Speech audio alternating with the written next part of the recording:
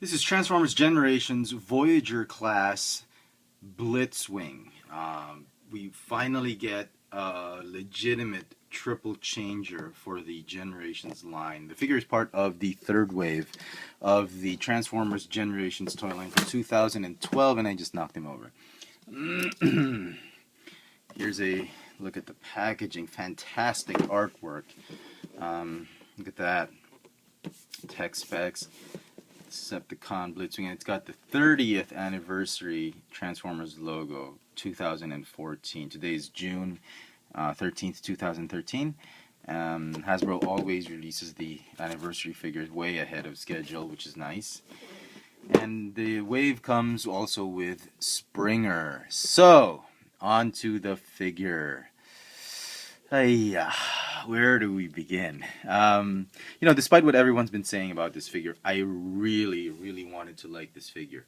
I'll give my final thoughts later, but let me just show you objectively what we have.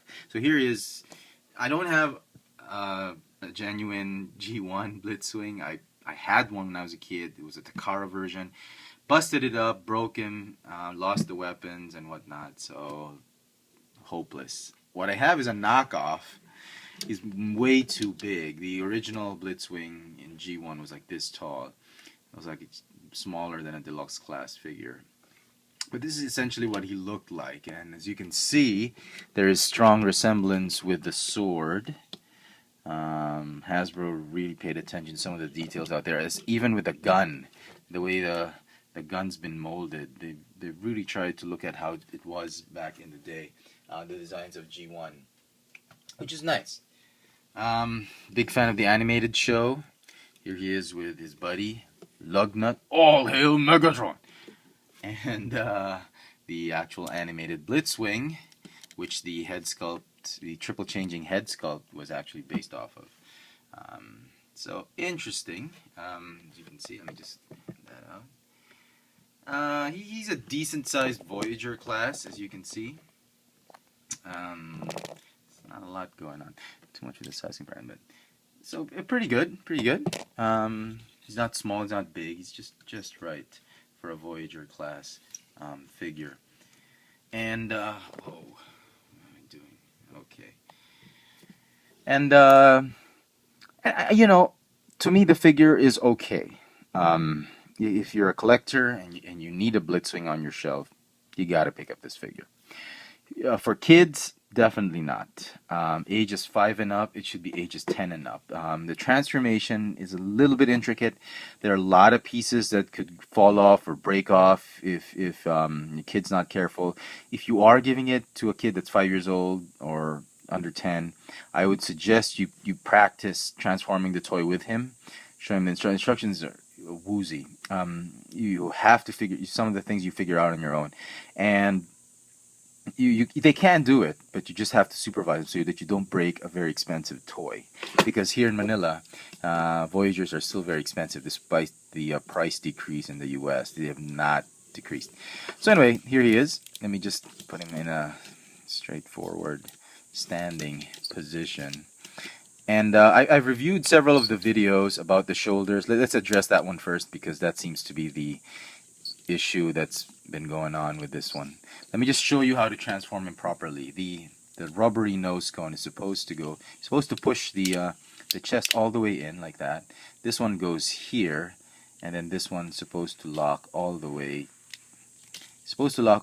there in like that. And it's just impossible to have the, well, see, it's supposed to be this way, but there's just very little room. So what I do is you just pop it on the first notch, and then that's how you can't even tab them properly. You really have to let it all out like that, and that's the only way you can tab it. So a bit of a flaw there, at least on my figure. And now the shoulder issues. I think, I've seen several reviews, and on my figure, I'm sorry to say it, folks, the shoulders do not lock. They lock in a way like this one, as you can see. But the way the notch is constructed, look at that. It's not a complete hole. It's like open on the side, and there is a very thin, I don't know if you can see it right there. There's a very thin tab right there. It doesn't peg on. It just sort of rests there. Despite all the tricks that some of the reviewers have been trying to tell me, it sort of works on the right shoulder, as you can see. Sort of. But on the left shoulder, because there is a distance, there's a 2 millimeters off. This one is a little bit farther off here by a couple of millimeters. It does not want to work on this figure, at least. And it is a pain, just getting him in, just to keep his arm in robot mode. You see, it just won't. There's no way. I don't know, unless there was a batch that was manufactured with a complete hole. This is not it, and it's not going to happen. So, kind of a bummer, but still, you know, the silhouette, the aesthetics of the figure in robot mode is great. I totally can see this one as a Generations Blitzwing. Not necessarily a Fall of Cybertron or War for Cybertron Blitzwing, but really as a Generations Blitzwing. He works very well, and I think that's what Hasbro intended this one to be, not as a video game figure, but really as a Generations figure, which is very, very nice. A few more flaws. Very, very loose. A little bit loose, but not completely loose. Very tight joints on some areas, but some loose joints. Very loose joints here. You can change. Oh wait, sorry, rubbery plastic. This one, the cockpit. Cockpit opens up in robot mode, as you can see. Put a pilot there. But in jet mode, it does not, because the tab locks on here. There's no way you can open it up. His face changes. The best way to do this is you rotate downwards. Rotating it upwards just causes the visor and the nose to just get in the way. Excuse me. So here's his angry mode. Here is his scientific mode. Just like in the cartoon, in the animated show, not the G1 show. And this is the crazy face, which is nice. It's a nice addition. They took the animated as well as the G1 Blitzwing into consideration when making this toy. You've seen the sword. You've seen the gun. It doesn't store anywhere, I think. Maybe here. Does it store here? Yes, it stores here, just like in tank mode. Pretty cool. So that's that. And he has a missile. Fires this way. Okay, and that's that. So pretty good robot mode to begin with. So I'm very happy with it. So he transforms into a tank. Oh, you can already sense this is going to be a long video. Transforms into a tank and a jet mode. A lot of people like the tank mode more. I personally like the jet mode more for some reason. So let's go transform into tank mode first. It's basically the same for tank mode and jet mode. It's just a variation of some parts. On my figure, the spring isn't as strong and the head can stay down. You don't have to do it simultaneously. You can push the head down on my figure and it stays for some reason. The nose cone, on my copy of the figure, it snaps on surprisingly well. There's not too many gaps present. Well, there's a little bit of a gap there, but I was able to do this one without so much gaps during practice. I guess wear and tear. It's not so bad on my figure. I've seen some reviews with really gaping. There's big gaps right there, but on my figure, it's pretty good. So, oh sorry, that's jet mode. Tank mode, we'll leave it up to here. This one, put the barrel there. And then the whole idea, if you're trying to teach your kid, the whole idea of the arms, it's not rocket science as what the instruction sheet sort of makes it out to be. Let me just adjust my camera. Okay. The whole idea is to really raise it up like that. You don't, before rotating the arms, make sure you move the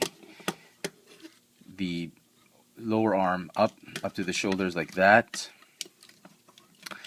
Okay. Go ahead. Wait. Rotate. Fold this out and rotate. Fold it out and rotate. Oh. Sorry. Hasn't happened before. It was weird. Okay. Rotate it out. Come on. Okay. And the whole idea is you want to, for jet mode, it's like this. For tank mode, it's you want to be able to collapse the whole arm around the barrel. So there's a peg right here, it pegs on there, just like that. And that's what you need to do. Same here. So just get the shoulders in, transform this way, and just rotate the forearm as necessary. So just doing it that way. And that's the turret of the tank. It's easy as that. I mean, just figure out how to transform the shoulders, and then you just rotate the forearms. For the legs, go ahead and fold these like that. You're going to want to split the shoulders, and just move it this way. Rotate the tank treads that way. So you need to have the beige pieces facing in one direction, like that. One direction. Go ahead and pop this one out. Okay, pop it out like that. Pop out the treads. Pop the wings down, and pop this. There's a peg right there. It goes into the hole, like that. Okay, and then here, the trick is there's a tab right there that's sort of like a hook and a notch right there, and you gotta hook it like that, and then this one tabs here, like that. Instructions can be tricky, so these are a lot of things you figure out on your own, so don't be afraid to experiment. Go ahead and do that. Okay. Oh no, it's fine. Go ahead and take this out. Go ahead and fold that, and then tab it just how you did the first leg. Alright. Then the instructions tell you just keep the feet like that, but then you can do it that way if you want. And that is the tank mode. It does not rotate on a good axis. It just stays there. God, neighbor's dog is barking. Sorry. It rotates on a certain pivot right here. So it's kind of weird looking for the tank. And on here you get to plug the weapons, as I've showed you in the beginning. It doesn't stay on that great, but let me see. Let's see if I can do it. All right.